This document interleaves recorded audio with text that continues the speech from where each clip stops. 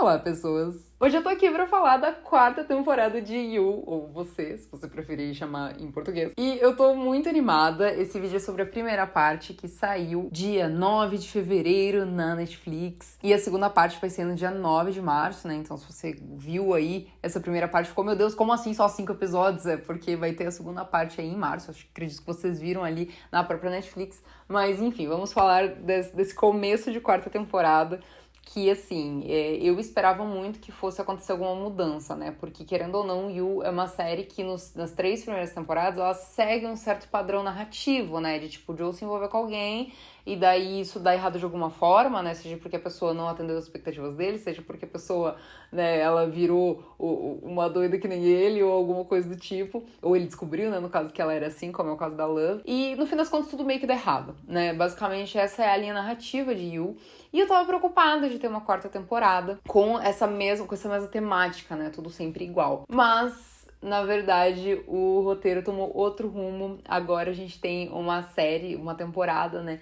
Que é basicamente uma história de whodunit, né? Que é tipo, quem matou. E eu sou uma grandíssima fã desse tipo de história, né? Eu amo Agatha Christie. E é um tipo de literatura que ela fez muito durante a vida inteira. Tanto é que o próprio Joe estuda muito a Agatha Christie durante a temporada. A gente tem visto recentemente Only Murders in the Building abordando esse tipo de narrativa. E eu adoro. Então, quando eu vi que a série ia tomar esse rumo, eu fiquei muito feliz. A temporada começou com o Joey tendo uma mudança drástica de vida. A gente deixou de lado os Estados Unidos e as cidadezinhas do interior. E ele está em Londres, né? Na verdade, tinha terminado a terceira temporada com ele em Paris. E tem ali uma recapitulação em algum momento que a gente entende por que ele foi parar em Londres, né? Por que ele não tá em Paris, o que tá acontecendo. E aí, nessa temporada, a gente vê essa mudança de vida do Joey e o que tudo isso vai impactar na trajetória dele. E, gente, só uma coisa. Se até o Joey, depois de tudo, conseguiu mudar de vida, você também consegue. Eu vou aproveitar essa deixa aqui pra dar uma dica pra vocês. Se você sonha em mudar de carreira e você não sabe por onde começar, ou se você quer se especializar mais ainda na sua área, a EBAC tem cursos maravilhosos com profissionais de altíssimo nível pra fazer a sua carreira decolar. Se você entrar no site deles, vou até deixar aqui no lado pra vocês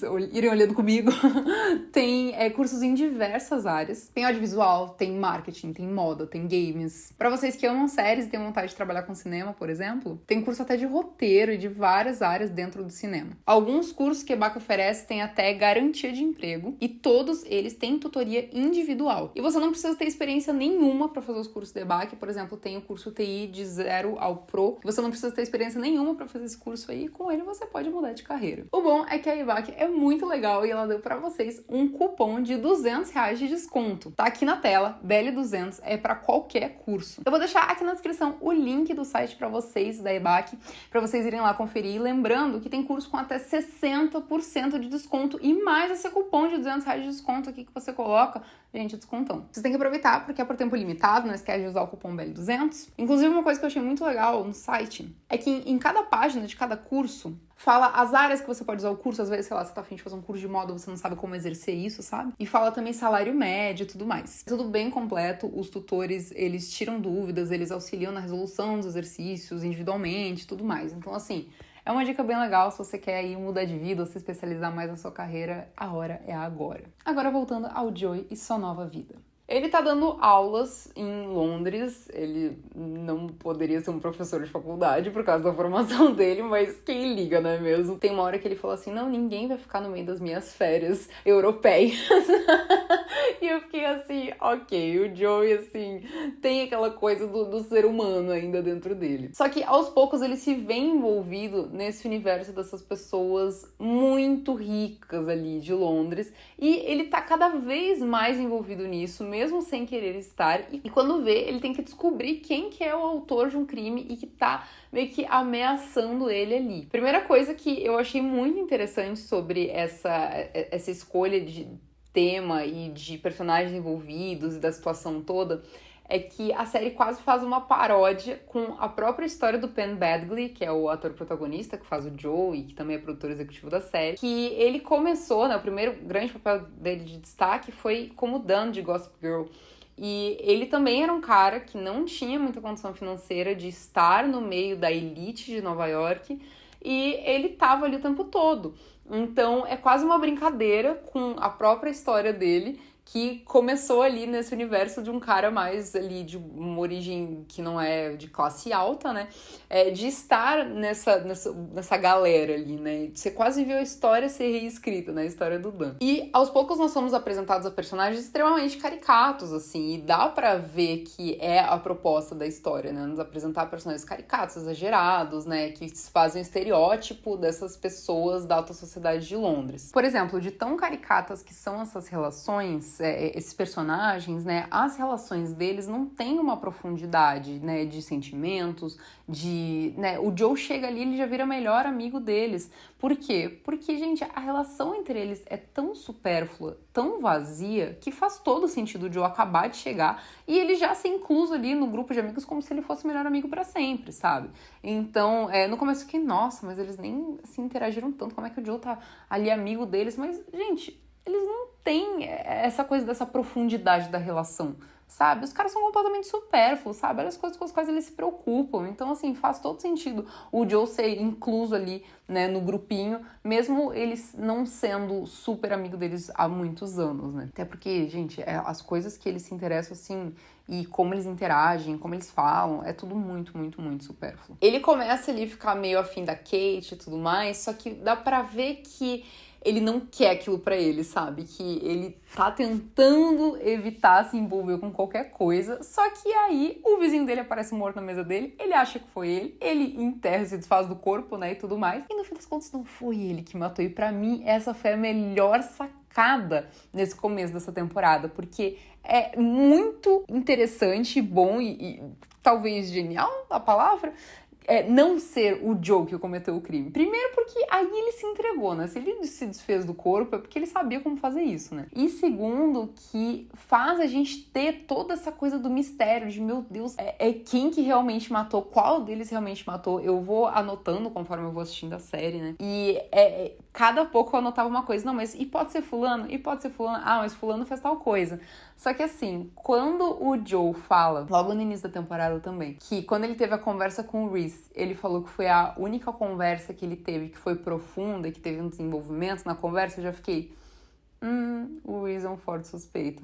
Porque o Joe, ele tem essa coisa, né, da intelectualidade, de se atrair por pessoas que são intelectualmente compatíveis com ele. Tanto é que ele se casou com a Love, né? As coisas saíram do controle dele, né, porque ele viu que a Love era igual a ele. Mas justamente por a Love ser igual a ele, que ele se atraiu por ela por início de conversa, sabe?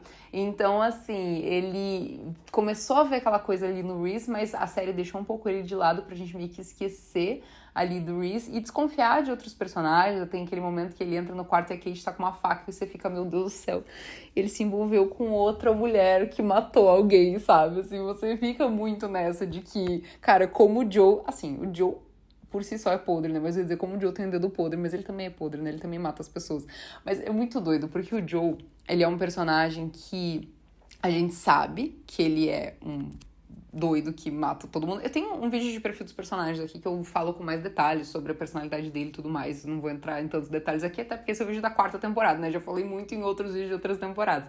Mas o Joe tem essa questão da personalidade dele, só que ao mesmo tempo o público sente um certo grau de empatia por ele, porque querendo ou não, ele é carismático, né? Não tô dizendo que ele tá certo em fazer as coisas que ele faz, pelo contrário, gente, ele é um maluco assassino, né? Não tô dizendo que é certo o que ele faz. Mas só que a forma com que ele interage com o público, principalmente dele narrar a própria história, faz com que o público tenha algum grau de empatia por ele. Quer dizer que ele tem que se dar bem no final? Não, não quer dizer que ele tem que se dar bem no final. Inclusive, eu acho que essa série só vai acabar o dia que o Joe morrer, porque não vejo um final pra essa série, né? Porque o Joe merece um final feliz? Não merece, né? Depois de tudo que ele fez. Então, qual que seria um final pro Joe, né? Então, a única forma que eu vejo essa série acabando é o Joe morrendo, sabe? Mas, assim, o público quer ver onde que o Joe vai se enfiar. O público quer ver se o Joe vai matar mais alguém, se ele vai se safar, se ele vai ser um herói. O Joe é um personagem muito inesperado, né? Ele surpreende as pessoas e talvez esse seja um dos motivos pelos quais as pessoas sintam algum tipo de empatia, não no sentido de empatia de perdoar o que ele fez, mas no sentido de empatia de achar ele engraçado. Assim, acho que é nesse ponto, assim, que eu quero me referir. Acho que vocês entenderam o que eu quero dizer, né? Não tô dizendo que ele é um cara bom, um cara que tem que ter apoio, pelo contrário, mas ele é um personagem que, cara, a gente gosta de acompanhar as doideiras que ele faz, sabe? Então, tanto é por isso que essa série é uma farofa que tem tanto sucesso, né? E tanta gente gosta de assistir. E a gente começou vendo essa quarta temporada esperando que ele fosse estar com a Marianne, né? Então, gostei muito dessa opção de ele ter deixado a Marianne e dele falar, não, eu deixei você pra você ver que eu não sou esse cara que mata os outros. Imagina, né? Imagina. Mas, assim, ele tomou essa decisão de não continuar atrás da Marianne. Pode ser que a Marianne apareça na segunda parte, pode ser que ele vá atrás dela de algum jeito ou algo do tipo, mas ela meio que saiu ali da temporada por enquanto e o foco dele é outro, porque assim, ele gosta da Kate, mas essa temporada nos provou que o Joe tem que ter algo para ele estar obcecado com. Não interessa se é uma mulher, se é um cara ou o que for. Ele não é atraído romanticamente ou sexualmente pelo Reese. Mas o Reese fez com que ele ficasse obcecado com essa situação, né? O Joe ficasse obcecado com essa situação. Porque o Reese é também um assassino. E o Joe se sente nessa obrigação ali de estar nessa luta de gato e rato com o Reese. Então, ele está obcecado por essa situação do Reese. E dessa vez, o interlocutor, você, não é a mulher pelo qual ele tá apaixonado, que seria a Kate. Porque sim, ele tá afim da Kate. Isso deixa muito claro ao longo dessa quarta temporada. Ele pode não estar obcecado como ele ficou com a Beck logo de cara, né? Que ele chonou na Beck e ficou doido. Mas só que ele tá com uma obsessão pela situação que ele tá envolvido ali. E que é com o Reese. E aí o interlocutor não é mais a mulher que ele tá apaixonado, né? O interesse amoroso dele. Agora é o interesse do verdadeiro assassino, que ele sabe que é o Reese. E como que ele vai provar que é o Reese? Né? Ele comenta ali que o pessoal da alta sociedade ali, eles não pediram desculpa pra ele, né? Mas que eles sabem que ele é inocente. E aí fica essa questão. Como que o Joe vai provar alguma coisa? O Roe estava apagado quando eles foram levados para aquele calabouço ali. Então o Roe não tem como ser ali uma testemunha, alguma coisa assim para ajudar ele. Como que ele vai provar as coisas? E também agora a gente tem essa questão de que o Reese está concorrendo, né, a prefeito. Então o Joe tem que lutar contra algo muito maior. Ele tem que lutar contra um político que é querido pelo povo, que é aclamado e que muito provavelmente vai ganhar essas eleições. O que o Joe pode fazer com relação a isso? Porque ele não tem nenhuma prova concreta de nada.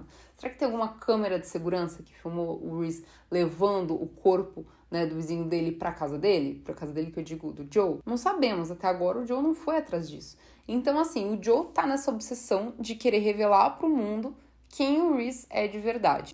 Eu achei até muito divertido que tem, quando eles foram pra aquela casa, né, de campo e tal, eles fizeram de fato um jogo de detetive, que nem fizeram em Only Murders in the Building também.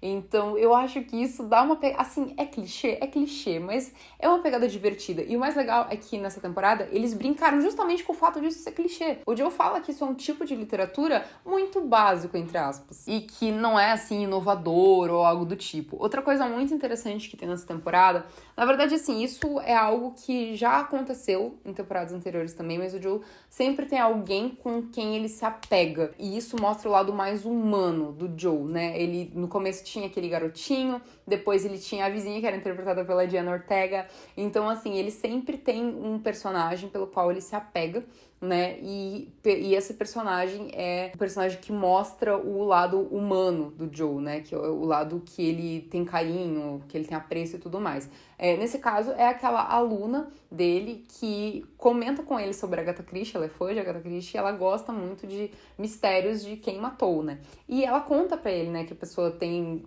sempre tem 3 motivos, né? Porque ou é por vingança, ou é por amor, ou por inveja, enfim.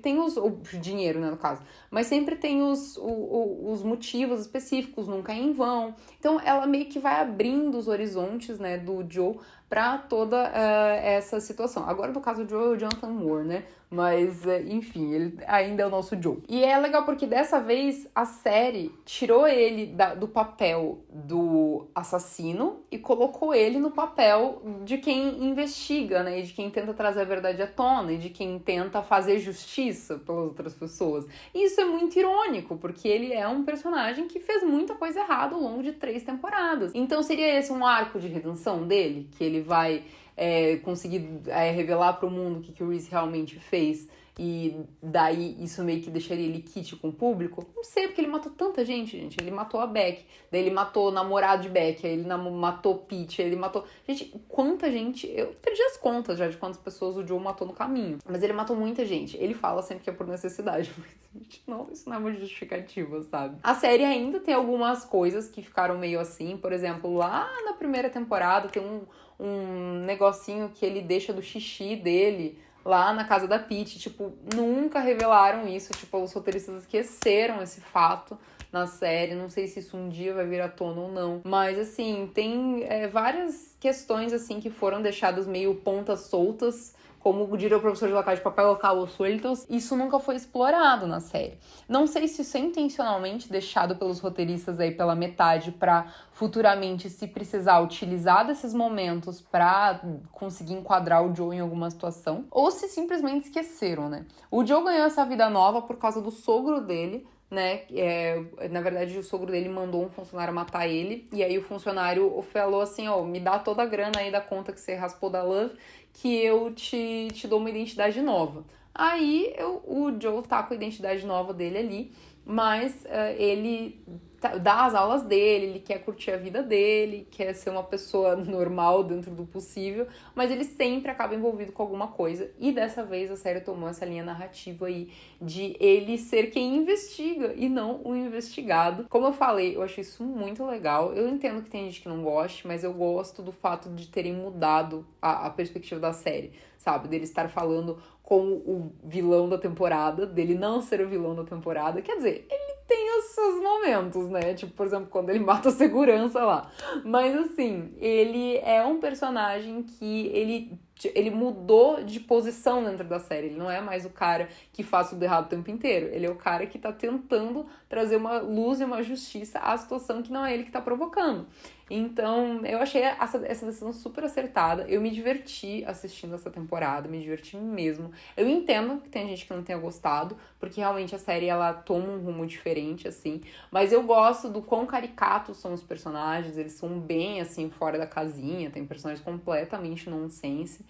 Muito, muito, muito caricatos, assim, todos os amigos da Kate são super caricatos, a Kate é mais, assim, na dela mesmo. E o fato do Joe sempre tá meio que um passo atrás do assassino faz com que a gente veja a situação de uma forma quase irônica, porque nas outras temporadas o Joe sempre esteve um passo à frente, né, de quem investigava ou algo do tipo. Então, dessa vez teve essa inversão de papéis. Eu tô muito curiosa para a próxima parte. Quero ver aí como que o Joe vai conseguir revelar que o Reese é o culpado. De repente ele vai contar pra Kate antes de tudo. Se a Kate vai acreditar nele ou não, nós não sabemos.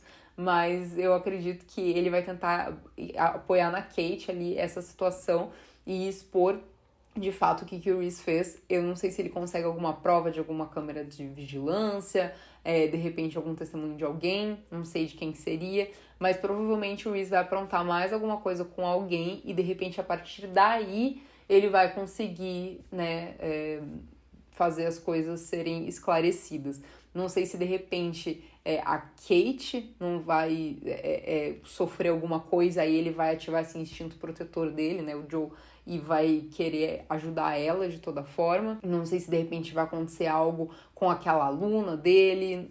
Algo vai acontecer que vai ativar o instinto protetor aí no Joe e ele vai querer mais ainda fazer justiça. A gente já sabe que ele tá obcecado ali, dessa vez não com o seu interesse amoroso, e sim com o assassino de Londres ali, o assassino dos ricos. Eu me animei muito vendo essa temporada. Fiquei feliz que a série tomou outro rumo. não queria ver mais uma temporada com a mesma fórmula, assim, e achei uma decisão acertada. Comentem embaixo o que vocês acharam, não esqueça de se inscrever aqui embaixo pra ajudar o meu trabalho, ajuda demais quando você se inscreve aí, me acompanhar nas redes sociais também, é de graça, vocês vão gostar do meu trabalho lá, eu falo de moda também no TikTok, no Insta. Obrigada também a quem apoiou a publi da EBAC, queria agradecer a EBAC por confiar no meu trabalho mais uma vez. E se você quiser ser membro aqui do canal ou apoiar aí com um valeu demais, tem os links aí embaixo pra vocês. E comenta aí, né, o que vocês acharam dessa temporada. Um beijo pra vocês e até a próxima.